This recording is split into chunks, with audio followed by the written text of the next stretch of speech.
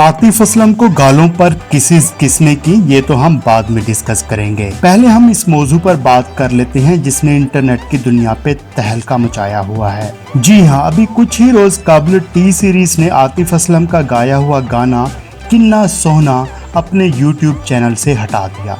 बस फिर क्या हुआ, इस वक्त टी सीरीज पाकिस्तान समेत इंडियन लोगों की शदीद तनकीद का निशाना बना हुआ है। नाजरीन, इसमें कोई शक नहीं कि आतिफ असलम एशिया में बहुत ज़्यादा मकबूल सिंगर होने के साथ साथ इंडिया की काफ़ी फिल्मों के लिए कई गाने भी गा चुके हैं। इस तरह आतिफ असलम की फ़ैन फॉलोइंग पाकिस्तान से भी ज़्यादा इंडिया में है। वैसे भी इंडियन प्रोडक्शन से पाकिस्तान सेलिब्रिटीज़ का फेमस होना बिल्कुल बर्दाश्त नहीं होता, फिर चाहे वो आतिफ असलम हो, राहत फ़तेह अली खान हो, अली ज़फ़र हो या फिर इंडियन फिल्मों में काम करने वाले पाकिस्तानी अदाकार। इंडियन प्रोडक्शन ने हमेशा से ही उनके साथ ज़्यादती की है। अगर हम आम आवाम की बात करते हैं तो इंडिया की आवाम पाकिस्तानी सेलिब्रिटीज़ को बहुत पसंद करती है। इसी तरह पाकिस्तानी लोग भी इंडिया की सेलिब्रिटीज़ को पसंद करते हैं। खैर, बात हो रही थी टी सीरीज़ की कि उन्होंने जब ये देखा कि आतिफ का गाना बहुत ज़्यादा रैंक कर रहा है और इंडियन आवाम के दिलों पर छाया हुआ है, तो उन्होंने आतिफ असलम का सॉन्ग अपने यूट्यूब चैनल से ही रिमूव कर दिया।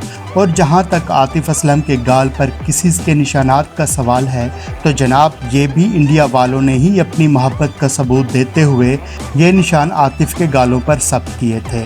जी हाँ, इंडिया के कपिल शर्मा के शो में दादी का रोल अदा करने वाली ठरकी औरत ने आतिफ की चुमियाँ ली थी और यूं लिपस्टिक के निशानात आतिफ के गालों पर सब्त किए थे। दोस्तों, इंडियन मीडिया की पाकिस्तानी अदाकारों से ज़्यादतियाँ तो हमेशा से जारी हैं और जारी रहेंगी, मगर हम पाकिस्तानी और इंडियन फैन से पूछेंगे कि आतिफ असलम को कौन कौन पसंद करता है और आप आतिफ को पसंद करने के हवाले से 10 में से कितने नंबर देंगे। इसके अलावा टी सीरीज़ ने आतिफ का सॉन्ग रिमूव करके जो घटिया हरकत की है, तो आप टी सीरीज़ को क्या पैगाम देंगे? अपना कमेंट करके वीडियो को लाइक और शेयर ज़रूर करें ताकि टी सीरीज़ की इस ज़्यादती का सबको पता चले। वीडियो पसंद आया तो हमारे चैनल शोबिज़ को सब्सक्राइब करना हरगिज़ ना भूलें।